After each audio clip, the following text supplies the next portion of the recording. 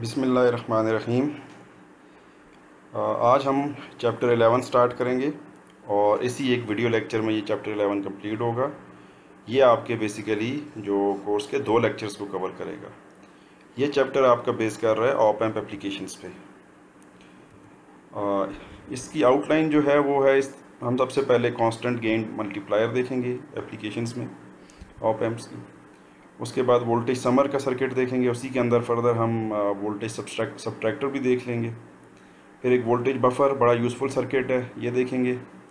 और फिर हम कंट्रोल्ड सोर्सेज देखेंगे कि कैसे जो है वो ऑप एम्प्स बिहेव कर रहे होते हैं as controlled sources, either voltage controlled versus voltage source, voltage controlled current source and so on. And then last में हम फ़िल्टर्स देखेंगे, जिसमें लो पास, हाई पास और बैंड पास फ़िल्टर्स को हमने देखना है। सबसे पहले कांस्टेंट गेन मल्टीप्लायर। आपके पास जो एक सिंपल ऑप एम्प का सर्किट आपने लास्ट चैप्टर में देखा, वो थे एक इन्वर्टिंग इनपुट पे, जो इन्वर्टिंग टर्मिनल पे अगर आप दें इनपुट, या नॉन इन्वर्टिंग पे। तो अगर आप इन्वर्टिंग में दें तो आपके पास जो वोल्टेज गेन है वो आता था जो फीडबैक रेजिस्टर है that divided by the resistor जो कि इनपुट पे कनेक्टेड है, और माइनस साइन इंडिकेट कर रहा है कि पोलैरिटी आउटपुट पे ऑपोजिट हो जाती है उसकी, जो आपकी इनपुट पे आ रही है। तो ये आप देख सकते हैं कि इसमें ये कांस्टेंट गेन मल्टीप्लायर क्यों है कि अगर आप यहाँ पे वोल्टेज गेन को रिप्लेस करें वी नॉट से और we not divided by V1 कर लें, जो कि इनपुट है यहाँ पे, तो आपके पास वी नॉट क्या आ जाएगा, minus RF/R1 into V1। Means आपके पास जो आउटपुट आया है that is a constant multiple of V1, क्योंकि ये जो रेशो है आपके पास RF/R1, ये क्योंकि एक कांस्टेंट रेशो बनेगी कोई भी, और दैट मल्टीप्लाइड बाई V1 आपके पास, यानी आप कहना ये बन गया जाएगा आपके पास कि आपके पास एक कांस्टेंट कोई मल्टीपल है, वो मल्टीप्लाई हो रहा है आपकी इनपुट वोल्टेज के साथ और वो आउटपुट वोल्टेज बना रहा है। तो इसीलिए इसको कांस्टेंट गेन मल्टीप्लायर भी कहते हैं।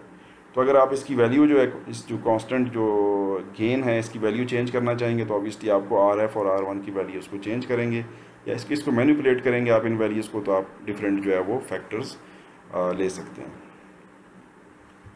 इसी कांस्टेंट गेन मल्टीप्लायर के अंदर ये एक एग्जांपल दी है पहले उन्होंने। सर्किट गिवन है आपके पास और वो कह रहे हैं कि determine the output voltage for the circuit with a sinusoidal input of 2.5 millivolts. ये आपके पास आउटपुट है जो कि इन्वर्टिंग इनपुट पे आ रही है, और ये आपसे कह रहे हैं कि आप आउटपुट फाइंड करें। ठीक है जी। तो जैसा कि हमें पता है कि इसका जो वोल्टेज गेन है that will be minus RF/R1, चूँकि ये इन्वर्टिंग इनपुट पे आ रहा है, तो RF आपके पास 200 किलो ओम्स है, R1 आपके पास 2 किलो ओम्स है, और आपके पास जो वोल्टेज गेन है दैट इज़ -100। ठीक है जी, एक रेशो आ गई। देन यू नो कि V0 is equal to AVI, means जो आपके पास यहाँ पे इनपुट वोल्टेज है that is V1 2.5 millivolts, और अगर आप वोल्टेज गेन को इन टर्म्स ऑफ रेशो लिखेंगे आउटपुट बाय इनपुट, तो वो बन जाएगा V0/VI, जो थोड़ी देर पहले मैंने डिस्कस किया, और ये VI क्रॉस मल्टीप्लाई होकर इधर आ जाएगा सामने। ठीक है जी। और ये आप फर्दर उसकी थोड़ी सी मैथमेटिक्स करेंगे और रिज़ल्ट आपके पास V0 का आ गया -0.25। तो आप यहाँ पे देख सकते हैं कि आपके पास जो इनपुट वोल्टेज थी दैट वाज 2.5 मिली वोल्ट्स, और वो किस फैक्टर से मल्टीप्लाई हुई, 100 से। अब 100 कहाँ से आया था आपके पास, 2 रजिस्टर्स, फीडबैक रजिस्टर और R1 के रेशियो से। ठीक है। तो रिजल्टेंट जो आप देख सकते हैं कि V0 क्या है, एक मल्टीपल है इनपुट का, और वो मल्टीपल क्या है, यहाँ पे आपके पास जो मल्टीपल निकला दैट वाज 100। तो ये 100 टाइम्स द इनपुट है। ठीक है जी। तो इसीलिए इस सर्किट को कांस्टेंट गेन मल्टीप्लायर भी कहा जाता है। इसी में नॉन इन्वर्टिंग अगर हम देखें तो नॉन इन्वर्टिंग का जो गेन है आपको पता है 1 + RF/R1। ठीक है जी। बाकी चीज़ ऐसा ही डिस्कस करने की नहीं, आपको पता है कि नॉन इन्वर्टिंग इनपुट पे आप इनपुट दे रहे होंगे, और बाकी सर्किट आपने लास्ट चैप्टर में स्टडी किया हुआ है। यहाँ भी वो कह रहे हैं कि calculate the voltage from the circuit 11.4 for an input of 120 micro volts. यहाँ पे सेम वो चीज़ मैं डिस्कस कर दूँ कि वोल्टेज गेन को अगर आप इन फॉर्म ऑफ रेशो लिखेंगे आउटपुट टू इनपुट, तो ये V0/V1 हो जाएगा यहाँ पे, और वी नॉट की वैल्यू अगर आप फाइंड आउट करेंगे तो V1 क्रॉस मल्टीप्लाई होके इसके साथ आ जाएगा, इस टर्म के साथ। और ये टर्म खुद से क्या है, 1 प्लस RF/R1 कोई ना कोई कांस्टेंट देगी। 1 plus ratio of two resistors, ये रेशो है, तो ज़ाहिर है ये भी एक कोई नंबर आएगा। 1 प्लस सम कॉन्स्ट, ये भी एक नंबर, एक कोई कांस्टेंट या कोई फिक्स्ड एक वैल्यू आ जाएगी, इस वजह से ये एक non inverting fix gain amplifier आपके पास बन गया। इस एग्जांपल में आपने देखा कि अगेन 2 RF की वैल्यू 1 माइक्रो वोल्ट्स इसने दिया हुआ है। मेरे ख्याल में आपको यहाँ पे सर्किट में RF की वैल्यूज़ नहीं दी हुई R1 की, तो ऑब्वियसली ये यहाँ पे एग्जांपल में इसको कोट किया हुआ है। तो ये एक मेरे ख्याल में बुक में आपके पास एक थोड़ी सी टाइपो है, इसको देख लीजिएगा। मेरे ख्याल में नहीं, सॉरी, ये आपके पास यहाँ पे वोल्ट वैल्यूज़ दी हुई हैं सर्किट में। ये एग्जांपल का सर्किट नहीं है, सर्किट ये है 11.4 240 kilo ohms and 2.4 kilo ohms, that is this is RF, this is R1। और सिंपल मैथमेटिक्स की यहाँ पे जो कांस्टेंट फैक्टर आ रहा है दैट इज़ 101 पॉजिटिव में है, क्योंकि ये नॉन इन्वर्टिंग इनपुट पे था, ठीक है जी। और यहाँ से V नॉट आपने फाइंड किया, दैट इज़ 12.12 मिली वोल्ट्स। तो अगेन ये इन एग्जांपल्स का मकसद सिर्फ ये था कि आपको बताना कि जो भी आपके पास आउटपुट है that is a multiple of input, ठीक है जी। इसी वजह से ये जो अब ये एक एप्लीकेशन हो गई इसकी कि अगर आपको कोई फिक्स जो है वो एक कांस्टेंट गेन चाहिए और आप चाह रहे हैं तो आप उसको उस केस में आप ये ऑपरेशनल एम्पलीफायर्स को यूज़ कर सकते हैं। अगर आपके पास फेस चेंज आ रहा है तो आप इन्वर्टिंग यूज़ करेंगे, फेस शिफ्ट नहीं आ रहा तो आप नॉन इन्वर्टिंग को यूज़ कर लेंगे, ठीक है जी। मल्टी स्टेज गेन्स, इसी तरह अगर आपके पास कैस्केड में लगे हों बहुत सारे ऑप एम्प्स, जो अभी हमने थोड़ी देर पहले पढ़े कांस्टेंट गेन मल्टीप्लायर्स हैं, वो कैस्केड में लगे हों तो फिर किस तरह फाइंड करना है। इसमें एक ये स्टेज 1 है, ये स्टेज 2 है, ये स्टेज 3 है, ठीक है जी। पता चल रहा है कि इसकी जो आउटपुट है वो आप फीड कर रहे हैं स्टेज 2 को, और स्टेज 2 की जो आउटपुट आ रही है वो फीड कर रहे हैं स्टेज 3 को, और जो फाइनल आउटपुट है वो आप स्टेज 3 के बाद ले रहे हैं यहाँ पे। तो ये कैस्केड में 3 स्टेजेस लगे हुए हैं, और इनमें अगर पहले का गेन A1 हो, सेकंड का गेन A2 हो और थर्ड का गेन A3 हो, तो ओवरऑल गेन जो है हमारे पास क्या आ जाएगा, A1 into A2 into A3, ठीक है जी। तो ये गेन्स आपके मल्टीप्लाई हो जाते हैं। ये आप इससे पहले भी किसी एक चैप्टर में ये चीज़ डिस्कस हो चुकी है। एनीवेज, आपने जो ख्याल करना है इस चीज़ में इसमें वो ये है कि हर स्टेज को इंडिविजुअली पहले देखें तो आपको नज़र आ रहा है कि पहली स्टेज पे जो इनपुट है वो नॉन इन्वर्टिंग इनपुट पे जा रही है, और सेकंड स्टेज पे इन्वर्टिंग पे, और थर्ड पे भी इन्वर्टिंग पे। इसलिए आप इसका जब गेन लिख रहे हैं तो इसका गेन होगा 1 प्लस RF/R1, ठीक है जी। और सेकंड स्टेज का होगा माइनस RF/R2, थर्ड का होगा माइनस RF/R3, क्योंकि ये भी इन्वर्टिंग है, ये भी इन्वर्टिंग, और ये नॉन इन्वर्टिंग था, इसलिए इसका ये गेन आ रहा था, ठीक है जी। तो इन चीज़ों का आपने ख्याल करना है। ऐसा भी हो सकता है कि पहला इन्वर्टिंग हो और बाकी नॉन इन्वर्टिंग हो, ऐसा मतलब कोई भी कम्बिनेशन हो सकता है इसमें, ज़रूरी नहीं है कि पहला नॉन इन्वर्टिंग और बाकी इन्वर्टिंग हो। तो ये चीज़ ध्यान में रखनी है, और हर एक का इंडिविजुअल जो है वो गेन का अपनी इक्वेशन लिखनी है, और रिजल्टेंट जो है वो क्या आ जाएगा, तीनों गेन्स को मल्टीप्लाई कर देंगे तो ओवरऑल गेन आपके पास आ जाएगा। ये 1-2 एग्जांपल्स दी हुई हैं इन्होंने। लास्ट फिगर को यूज़ करते हुए कह रहे हैं कि 11.5 जो है फिगर लास्ट जो थी आपके पास, कंपोनेंट्स की वैल्यूज़ दी हुई हैं। RF this 470 kilo ohms, R1 4.3 kilo ohms, R2 आपके पास 33 kilo ohms and R2 is 33 kilo ohms and R3 is equal to 33 kilo ohms, and input क्या है 80 माइक्रो वोल्ट्स। तो अब वो 3 स्टेजेस हैं। पहली स्टेज आपको याद होगा, अभी हमने देखा सर्किट, ये रहा सर्किट, इसमें है नॉन इन्वर्टिंग है तो ये 1 प्लस RF/R1 वैल्यू सब्स्टिट्यूट करनी है सिंपल। सेकंड में भी आपने वैल्यू सब्स्टिट्यूट कर दें, थर्ड में भी जो वैल्यूज़ आपको करस्पॉन्डिंग सर्किट में गिवन है वो आप सब्स्टिट्यूट करेंगे, और RF की वैल्यूज़ इसने चेंज नहीं की हैं। ऑब्वियसली वो कह रहा है कि जो RF आपने तीनों स्टेजेस के लिए लगाया वो सेम है, तो वो RF 470 आप तीनों के लिए यूज़ कर लें। पहला आपके पास इन्वर्टिंग था, नॉन इन्वर्टिंग था 1 plus RF/R1, second stage inverting, third stage inverting, तो तीनों को मल्टीप्लाई किया, गेन्स को वैल्यू सब्स्टिट्यूट की, सिंपल मैथमेटिक्स कैलकुलेशंस की, आपके पास ये रिज़ल्ट आ गया 22.2 किलो, ठीक है जी। 22.2 के गेन है, कोई यूनिट नहीं है क्योंकि ये रेशो है। देन आपने आउटपुट फाइंड किया, तो आउटपुट क्या आ जाएगा, AVI। गेन आपके पास ये फाइंड किया आपने, और जो आपके पास इनपुट सिग्नल की वैल्यू क्वेश्चन में गिवन है आपको 80 माइक्रोवोल्ट्स, और आपके पास V0 आ गया 1.78 वोल्ट्स। ठीक है जी। तो ये पहली एग्जांपल आपने की मल्टी स्टेज गेन्स की। अभी सेकंड एग्जांपल है, इसमें अगर आप ये फिगर देखें कि वो ये कह रहे हैं कि आपको कनेक्शन शो करें। इसमें आपको रिवर्स लेके जा रहे हैं। इसमें ये कह रहे हैं कि आपको पहले गेन्स गिवन है अगर, और उसकी वजह से आप उसकी बेस पे आप जो है वो रजिस्टर्स की वैल्यूज़ फाइंड करेंगे और ये सर्किट ड्रॉ करेंगे। ठीक है जी। ये कह रहे हैं show the connection of LM124, ये IC का नाम है जो कि ये ऑप एम्प की IC है। Quad op amp as 3 stage amplifier with gains of +10, -18 and -27। Again ये गेन्स को देखते हुए पता चल रहा है कि पहला प्लस है, तो इसका मतलब है कि पहले स्टेज पे जो आपका ऑप एम्प जो लगा हुआ है वो नॉन इन्वर्टिंग है। ठीक है जी। सेकंड स्टेज पे इन्वर्टिंग एंड थर्ड पे इन्वर्टिंग एम्पलीफायर लगा हुआ है। Use a 270 kilo ohm feedback register for all 3 circuits. तीनों ऑप एम्प्स के लिए जो फीडबैक रजिस्टर है वो कह रहा है एक ही वैल्यू यूज़ करें 270 किलो ओम्स की। What output voltage will result for an input of 150 microvolts. अब आपको पहली स्टेज का गेन गिवन है दैट इज़ 10, आपको पता है वो क्योंकि +10 है, ये नॉन इन्वर्टिंग है। नॉन इन्वर्टिंग का जो गेन है दैट इज़ 1 + RF/R1। ठीक है जी। यहाँ पे आपको RF की वैल्यू गिवन है, गेन की वैल्यू गिवन है, आप यहाँ से R1 की वैल्यू फाइंड आउट कर लेंगे। सेकंड स्टेज पे आपको गेन गिवन है -18। ठीक है। -18 means that is inverting input पे, ये इन्वर्टिंग एम्पलीफायर है। इस वजह से आपके पास जो गेन है इसका आप जो फार्मूला यूज़ कर रहे हैं दैट इज़ -RF/R2। RF आपको गिवन है, A2 आपको -18 गिवन है, यहाँ से R2 फाइंड किया 15 kilo ohms. Similarly third step का आपने किया तो R3 आपके पास 10 किलो ओम्स आ गया।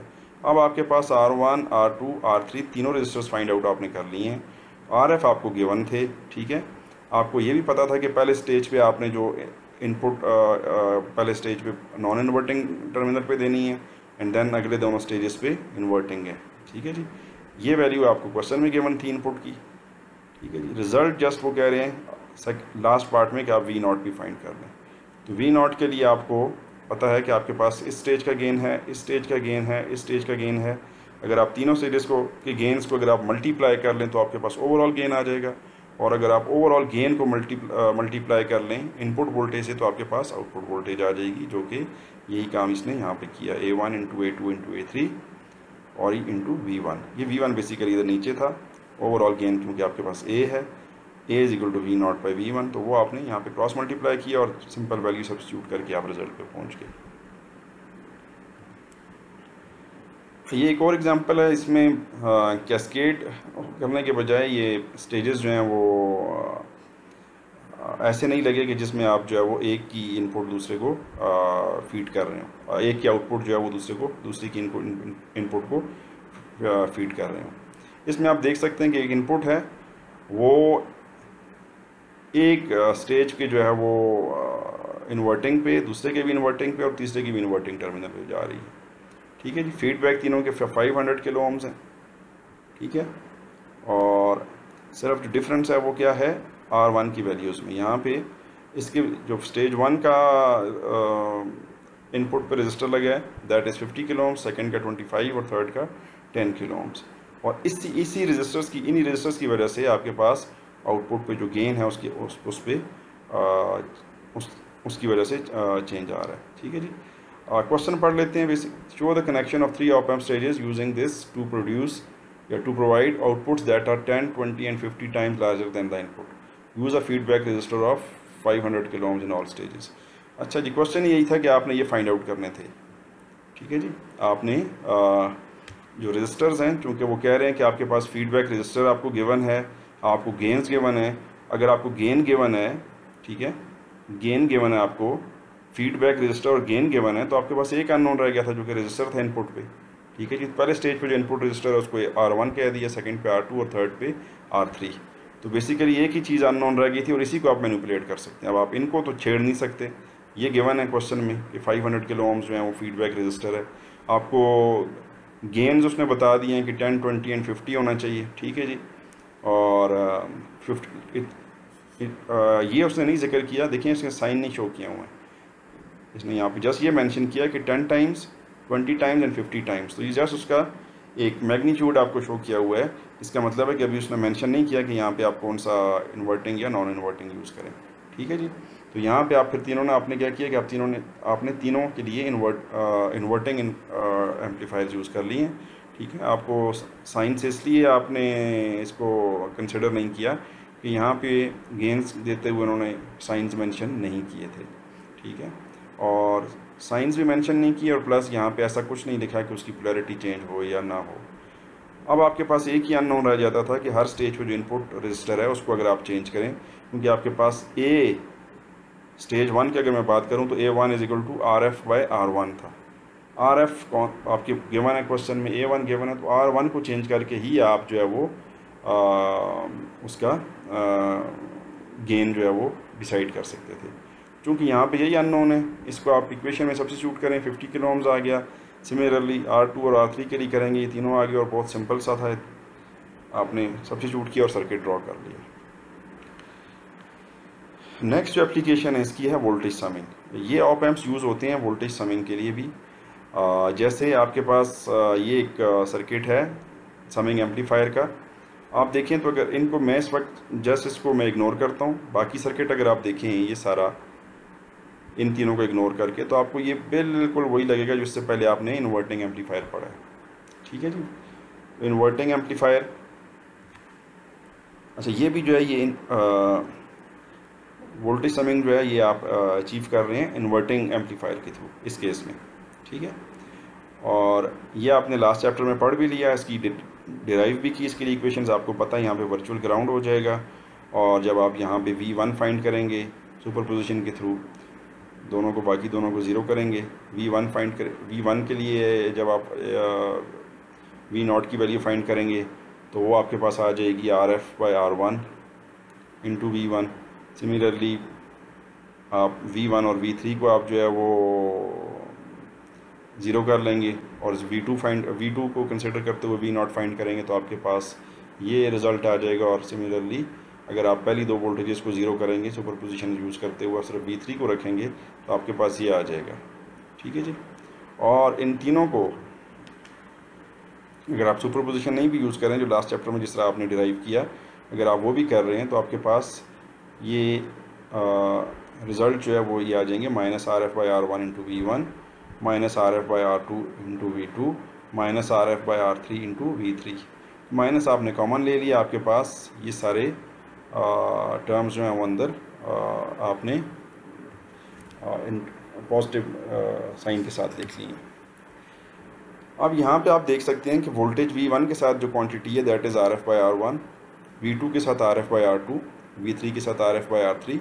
ये ऑब्वियसली जिस तरह हमने कांस्टेंट गेन एम्पलीफायर में देखा कि ये एक कोई कांस्टेंट वैल्यू आ जाएगी, ये भी कांस्टेंट और ये भी कांस्टेंट। तो बेसिकली आपके पास ये कांस्टेंट है विदाउट एनी सिंबल यूनिट। इस पूरी टर्म का यूनिट आपके पास वोल्ट्स में बनेगा, क्योंकि ये V1 यहाँ पे है वोल्टेज। यहाँ पे भी आपके पास ऊपर रेजिस्टेंस है, नीचे भी एक रेशो है, रेशो में कोई यूनिट नहीं होता, आपके पास सिर्फ एक जो क्वांटिटी विद यूनिट्स रह जाएगी दैट इज़ V2। सिमिलरली तीसरी टर्म है V3। ये आपको बेसिकली तीन वोल्टेजेस फिर आपकी इस तरह से इफेक्टिवली जो है वो सम हो रही हैं। तो ये एक एप्लीकेशन जिसकी कि आपने डिटेल जो है वो डेरिवेशंस वगैरह पढ़ी थी लास्ट चैप्टर में, यहाँ पे हम जैसा उसका एक एप्लीकेशन पॉइंट ऑफ व्यू से देख रहे हैं। ये एग्जांपल इसी समिंग एम्पलीफायर की, calculate the output voltage for the circuit given, the inputs are V1 this and V2 this. अब V1 दिया 50 millivolt sine of 1000T and V2 है 10 मिली वोल्ट्स साइन ऑफ 3000T। अब आपके ये पहली stage पे आपके पास बन जाएगा -RF/R1 into V1। Second stage का आपके पास बन जाएगा स्टेज कह रहा हूँ, सेकेंड जो है वो टर्म आपकी बन जाएगी -RF/R2 इंटू V2। तो इनको आप माइनस कॉमन ले लें, दोनों क्वांटिटीज़ को अंदर रख लें, और आपने जो रिज़ल्ट आया आपके पास इन क्वांटिटीज़ को सॉल्व करने के बाद ये 10 V1 आ गया और ये 33 V2 आ गया। तो बेसिकली आपके पास ये वोल्टेजेस ऐड अप हो रही हैं, यही हमें नज़र आ रहा है कि ये तो कांस्टेंट नंबर्स थे 10V1 इन प्लस 33V2, तो बेसिकली जो आपके पास वोल्टेजेस सम हो रही हैं इसलिए इसको वोल्टेज समिंग कह रहे हैं आप यहाँ पे। ठीक है जी, तो अब यहाँ पे V1 और V2 की वैल्यू सब्स्टिट्यूट की और उसको सिंपल और फर्दर सिंप्लीफाई किया और रिजल्ट पे पहुँच के। लेकिन यहाँ पे जो एग्जाम्पल का पर्पस था वो आपको यही बताना था कि आपके पास बेसिकली ये वोल्टेज समिंग हो रही है, यहाँ पे वोल्टेज जो है वोल्टेजेस ऐड अप हो रही हैं।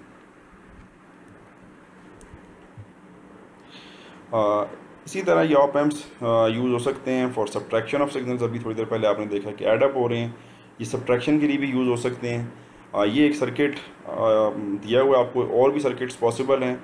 ये एक सर्किट आपको दिया हुआ है कि जिसमें वो कह रहे हैं कि हम वोल्टेज सब्ट्रैक्शन अचीव कर रहे हैं। ठीक है जी, तो इसमें एक कैस्केडेड लगा दी हैं 2 ऑप एम्प्स। V1 आप दे रहे हैं इन्वर्टिंग इनपुट पे पहले उस पे ऑप एम्प को, और V2 आप दे रहे हैं इन्वर्टिंग इनपुट पे दूसरे ऑप एम्प की। ठीक है जी, और अगर हम इसके लिए डेरिवेशंस करें तो आप ये देख सकते हैं कि ये आ जाएगा आपके पास -RF/R1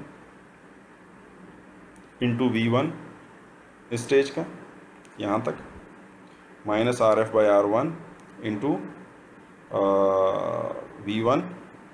ये स्टेज पे आप पहुँच के यहाँ पे आपके पास V0 आ गया, इसका इस स्टेज का जो आउटपुट आ गया यहाँ पे।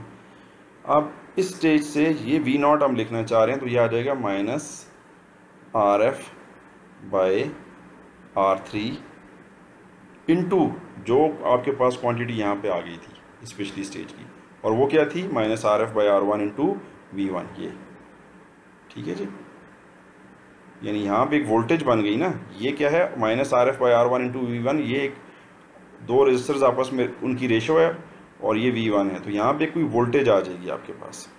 अब जब इस स्टेज पे वोल्टेज आई तो वो क्या होगा -RF/R3 इंटू दैट वोल्टेज, तो ये पूरी टर्म एक वोल्टेज बन गई -RF/R3।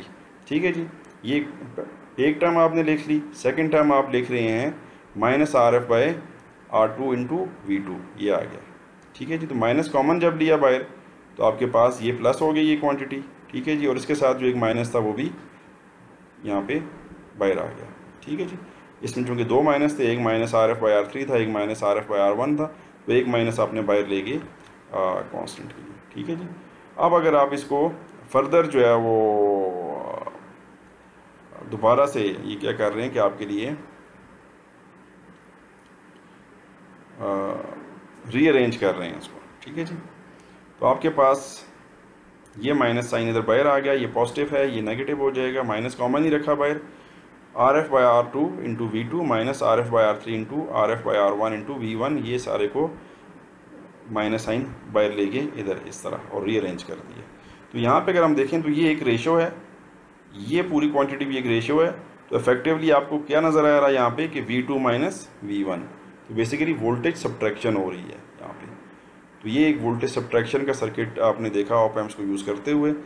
इसी सर्किट के लिए उसने कुछ वैल्यूज़ दे दी हैं आपको, RF की, R1 की, R2 की और R3 की, और वो कह रहे हैं कि आउटपुट आप फाइंड आउट करें। अगेन आपके पास ये हमने इक्वेशन लिखी हुई है, वैल्यू सब्स्टिट्यूट करेंगे और आपके पास रिज़ल्ट आ जाएगा that is -20 V2 minus V1। ठीक है जी, तो आप देख सकते हैं कि यहाँ पे ये डिफरेंस नज़र आ रहा है V2 माइनस V1 का। इस एग्जांपल का भी पर्पस सिर्फ और सिर्फ ये था कि आपको ये बताया जाए कि सर्किट जो है वो वोल्टेज सब्ट्रैक्शन का है। ठीक है, वोल्टेज बफर ये भी एक बड़ी अच्छी एप्लीकेशन है ऑपरेशनल एम्पलीफायर्स की। वोल्टेज बफर ऑपरेशनल एम्पलीफायर्स का अगर ये सर्किट आप यूज़ करें जिसमें फीडबैक रजिस्टर की आपने वैल्यू 0 कर दी।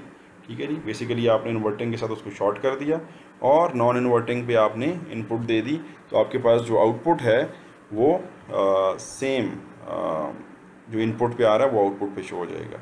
ये भी लास्ट चैप्टर में आपने देखा था वोल्टेज बफर या यूनिटी गेन बफर के नाम से या यूनिटी गेन एम्पलीफायर के नाम से।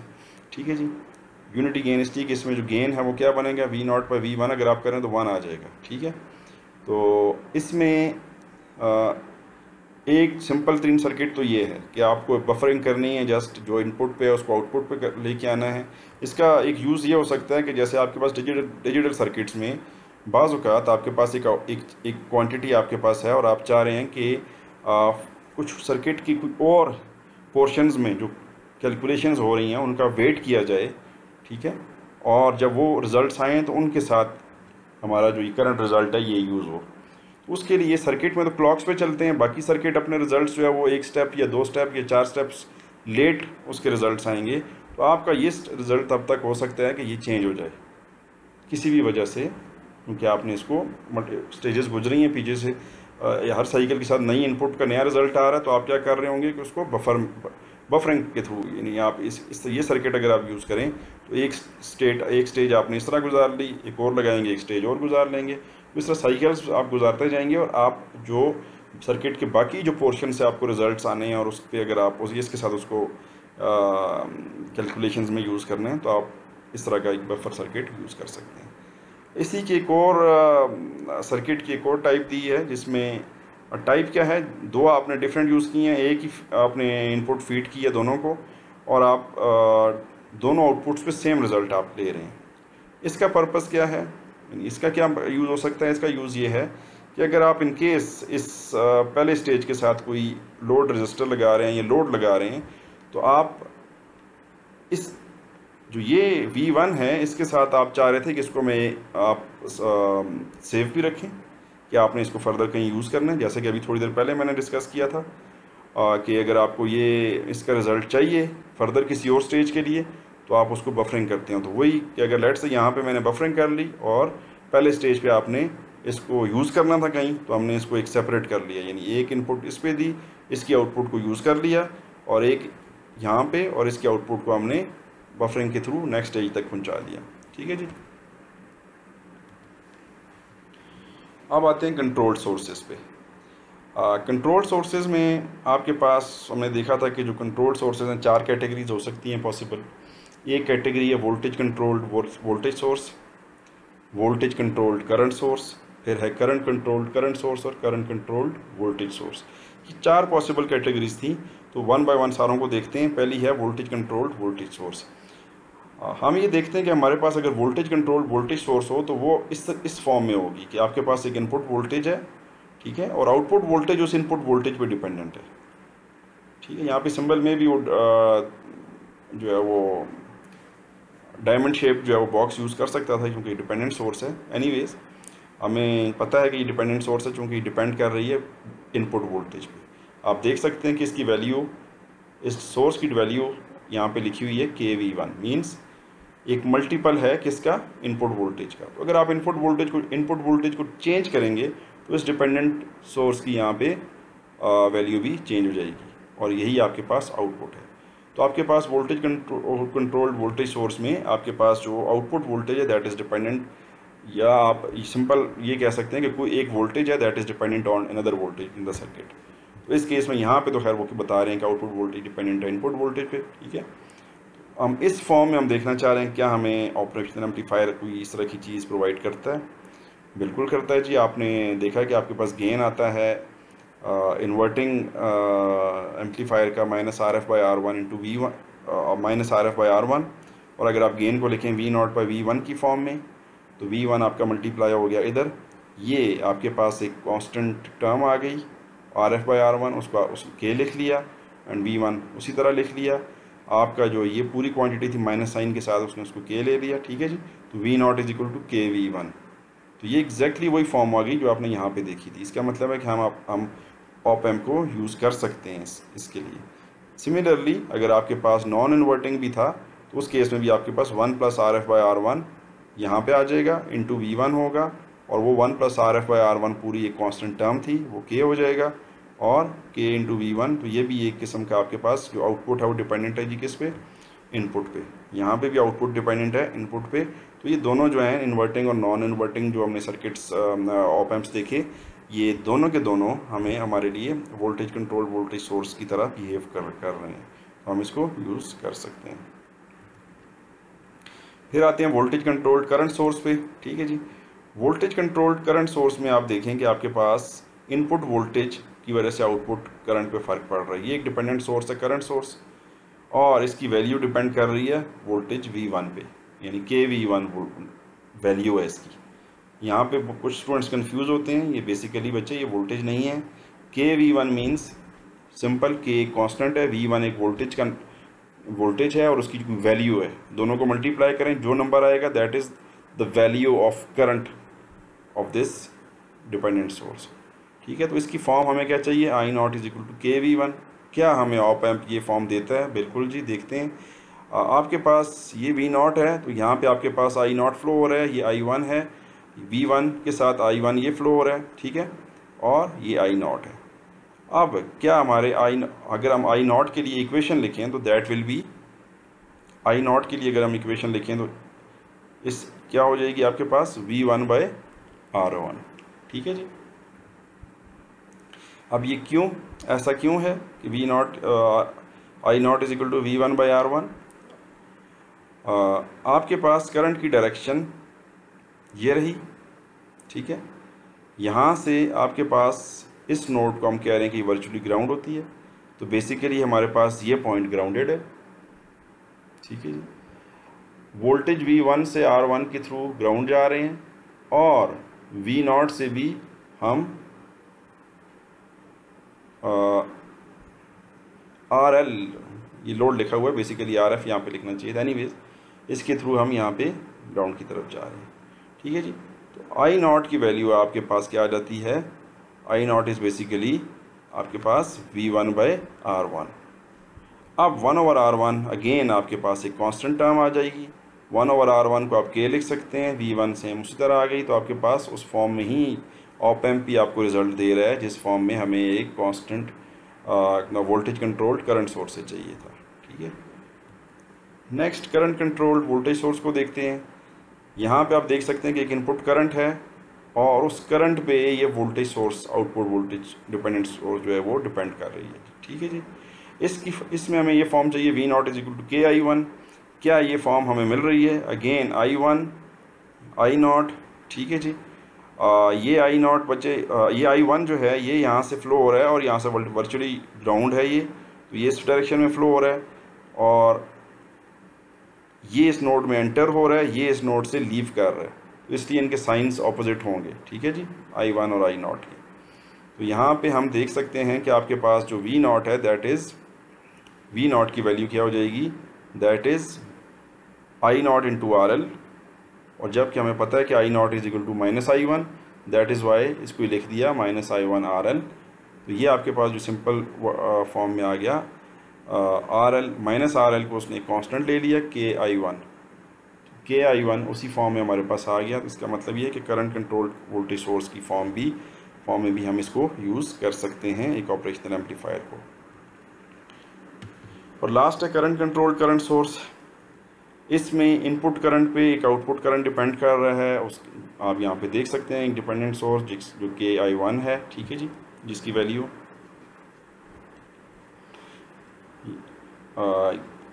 इनपुट करंट पे डिपेंड कर रहा है। हमें ये फॉर्म चाहिए, क्या हमें ऑप एम्प ये वाली फॉर्म इक्वेशन की देता है जो कि एक हम कह रहे हैं कि output current is equal to some multiple times I one. क्या ये फॉर्म हमें दे रहा है? यहाँ पे हमारे पास एक करंट है आई वन। ठीक है जी, यहाँ से भी वही करंट फ्लो हो रहा है इस तरह, ये आई टू है, दोनों ऐड अप होकर आई नॉट बना रहे हैं, तो आई नॉट क्या हो जाएगा, I one plus I two. I further हम उसको एलेबोरेट करते हैं तो क्या हो जाएगा, आई वन सिंपल, ज़ाहिर है इसके लिए हमारे पास कोई वो नहीं है इक्वेशन, हम आई वन ही लिख रहे हैं। और सेकंड की क्या है कि I one into R one divided by R two. Basically ये करंट क्या होगा, I two I one into R one, this voltage, यहाँ पे वोल्टेज आ गई आपके पास, this voltage divided by this resistance, तो आपके पास आई टू आ जाएगा। तो आई टू का आपने इस फॉर्म में लिख लिया आई वन की फॉर्म में, आई वन आपने कांस्टेंट कॉमन ले लिया इस इक्वेशन में, आई वन कॉमन लिया तो यहाँ पे one plus R one by R two. तो ये ओवरऑल एक आपके पास एक वैल्यू आ जाएगी, कोई भी न्यूमेरिकल वैल्यू, चूँकि ये रेशो है और ये वन ऐड हो जाएगा उसमें, तो ये के टाइम्स आई वन। तो basically I not in terms of के आई वन आप इसको भी शो कर सकते हैं। इस तरह ये करंट कंट्रोल करंट सोर्स की फॉर्म में भी ये ऑपरेशन एम्पलीफायर आपके यूज़ हो सकते हैं।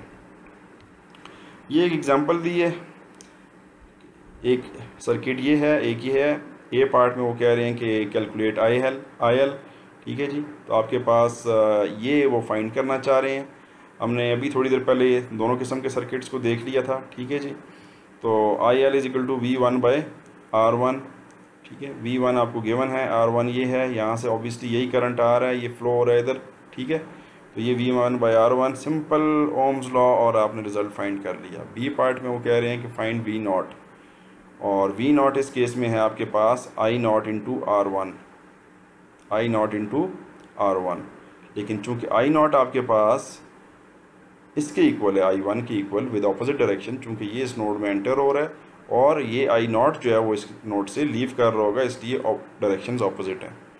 तो आपके पास V नॉट की इक्वेशन क्या थी, I not into R1, and further I not किसके इक्वल था, I1 के विद ऑपोजिट साइन, क्योंकि ये एंटर हो रहा है और वो I नॉट लीव कर रहा है, तो वही यहाँ पे नेगेटिव साइन आया। बाकी आप देख सकते हैं कि सिंपल मैथमेटिक्स। फिल्टर्स पे आते हैं जी। एक्टिव फिल्टर्स आपके पास जो हम यहाँ पे देखेंगे आज वो हैं 3 टाइप्स के फ़िल्टर्स देख लेंगे। एक है low pass filter, high pass filter और band pass filter. Low pass filter वो है कि जिसमें आप लो फ्रिक्वेंसीज़ को पास कर देते हैं, पास होने देते हैं, और हायर फ्रिक्वेंसीज़ को आप ब्लॉक कर देते हैं। तो ये आपको अगर आप देखें तो ये आपके पास क्या है, V नॉट पर Vi गेन शो हो रहा है, ठीक है जी। ऑप एम्प्स के आउटपुट पे जो गेन आ रहा है वो शो हो रहा है, और आप देखेंगे कि खास इस एक्सिस पे आप देखें फ्रीक्वेंसी है, तो ये खास फ्रीक्वेंसी के बाद आप देखेंगे कि गेन 0 हो गया। तो बेसिकली आपने किया क्या, इस एक खास फ्रीक्वेंसी के बाद की जितने आपके पास जो सिग्नल्स आ रहे थे आपने उनको 0 कर दिया, ठीक है जी।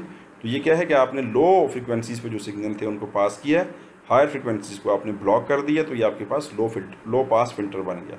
कि लो पास फिल्टर इसलिए कहा गया कि आपने लो फ्रीक्वेंसीज़ को पास किया यहाँ पे, ठीक है जी। चूँकि इसकी एक हायर एंड पे एक फ्रीक्वेंसी आपने डिसाइड, कट ऑफ फ्रीक्वेंसी आपने डिफाइन की, तो इसको आप FOH का नाम दे रहे हैं। इसके लोअर एंड पे दी तो आपने इसको FOL का नाम दिया, और फर्दर हम डिस्कस करेंगे कि बैंड पास में ये लोअर एंड पे है तो FOL, और ये हायर एंड पे है तो ये FOH, ठीक है जी। ये कट ऑफ फ्रीक्वेंसीज़ हैं बेसिकली। हाई पास में क्या है कि आपने लो फ्रीक्वेंसीज़ को ब्लॉक किया, यहाँ पे देखिए आपके पास आउटपुट 0 आ रही है, और हायर फ्रीक्वेंसीज़ ये आप खुद चूज़ कर सकते हैं कि कौन सी फ्रीक्वेंसी के बाद आप पास करना चाह रहे हैं।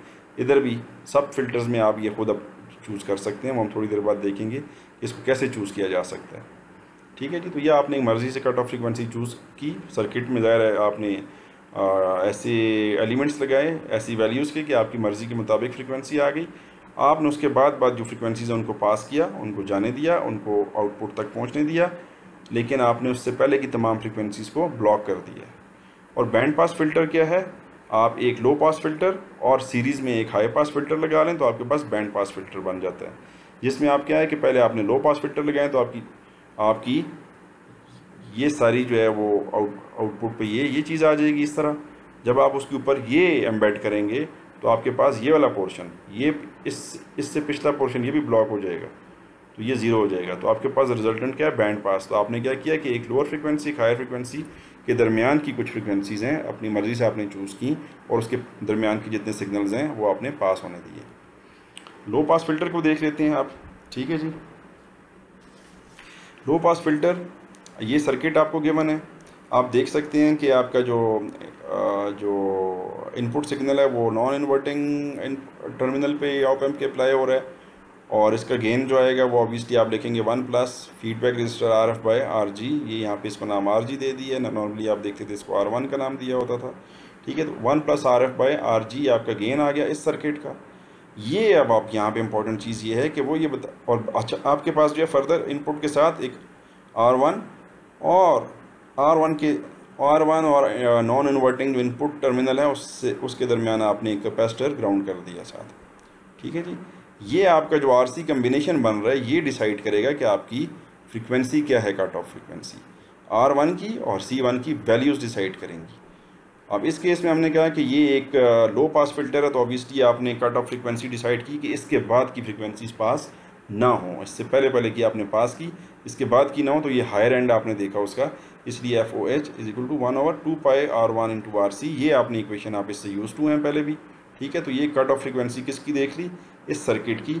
अब जो फ्रीक्वेंसी की वैल्यू ये आएगी, इसके बाद की वैल्यूज़ को वो पास नहीं करेगा। वो कैसे पास नहीं करेगा कि जैसे ही उससे हायर फ्रीक्वेंसीज आएंगी तो वो आपको पता है कि जितनी फ्रीक्वेंसी हायर होगी उतना कैपेसिटर एक्ट करेगा एज शॉर्ट सर्किट, तो वो यहाँ से ग्राउंड हो जाएंगी सारी, और इनपुट पे कुछ भी नहीं जा रहा होगा। इसलिए क्या होगा कि हायर फ्रीक्वेंसीज पे ब्लॉक हो जाएंगी और लो फ्रिक्वेंसीज जो हैं वो पास होकर आगे आउटपुट पे चली जाएंगी। आपके पास इस तरह का रिज़ल्ट आएगा। आपने जो पिछले स्लाइड में देखा ये, इसमें आप देख सकते हैं कि ये आपका ट्रांजिशन जो है वो बिल्कुल वर्टिकल आ रहा है और ये आइडियल है, ऐसा होता नहीं है। ऑब्वियसली आपका कुछ ना कुछ स्लोप आता है किसी एक ट्रांजिशन में। हाँ, हायर एंड से आप 0 की तरफ आ रहे हैं, जैसे DLD में आप देखते हैं 1 से 0 की तरफ, तो आपके पास ये जो ट्रांजिशन है ये स्मूथ इस तरह वर्टिकल नहीं होती है बल्कि एक स्लोप के साथ होती है। और वो स्लोप कौन डिसाइड कर रहा है? वो स्लोप ये RC की जो वैल्यूज़ हैं वो डिसाइड कर रहे हैं। ठीक है जी। ये हमने जब लास्ट चैप्टर में आपने देखा था कि -20 dB पर डेकेड, ये जो फ्रीक्वेंसी आपने फ्रीक्वेंसी रिस्पांस का जो चैप्टर पढ़ा था उसमें डिस्कस किया गया था। ये जो स्लोप है ये क्या बन रहा है? -20 dB पर डेकेड अगर आपने RC का एक का आपने स्टेज लगाया हुआ है। अगर आप इसीलिए इसको ये एक स्टेज लगा हुआ है R और C का, तो इसको first order low pass filter भी कहा जा रहा है। ठीक है जी। यहीं पे अगर आप एक और रजिस्टर ऐड अप कर दें और साथ एक और कैपेसिटर ग्राउंड कर दें साथ, तो वो सेकंड ऑर्डर बन जाएगा। जब वो सेकंड ऑर्डर बनेगा तो उसमें आपके पास क्या हो जाएगा कि ये फर्दर जो डीके है ये और स्टीप हो जाएगा। तो आप अचीव कर रहे होंगे, किसके पास आने की कोशिश कर रहे हैं? आइडियल जो आपने शो किया कि वर्टिकल लाइन ड्रॉ हो रही है। ठीक है जी। ये देख लें, यहाँ पे एक रजिस्टर और एक कैपेसिटर और ऐड कर लिया। पहले वो था -20 dB पर डेकेड, अब वो फर्दर क्या हो रहा है? -40 dB पर डेकेड हो रहा है। ये यहाँ पे जिक्र तो नहीं किया बुक में इसमें, लेकिन चूँकि कट ऑफ फ्रीक्वेंसी यहाँ पे सेम है, चेंज नहीं हो रही है, FOH वही रह रही है, तो हम ये कह रहे हैं कि उसने ये जो वैल्यूज़ चूज़ की हैं वो इक्वल रखी हैं C1 C2 और R1 R2 के। और आपके पास जो पहली स्टेज का जो यानी इस पॉइंट तक जो स्लोप था, डेरिवेटिव था, वो बन रहा था -20 dB पर डेकेड, और फर्दर वो यहाँ से इसके थ्रू पास हुआ तो वो बन गया -40 dB पर डेकेड, और फर्दर ये स्टीप होता जा रहा है और आपके यानी आइडियल के करीब हो रहा है। आइडियल तो आप अचीव नहीं कर सकते, लेकिन आप आइडियल के करीब होते जा रहे हैं। Simple 3 example, calculate the cut off frequency. ठीक है जी। with R1 this and C1 this, obviously just substitution है 1/2 pi R1 R1 C1, दोनों वैल्यूज़ गिवन है, सब्सिट्यूट करेंगे और कट ऑफ फ्रीक्वेंसी आप फाइंड आउट कर लेंगे।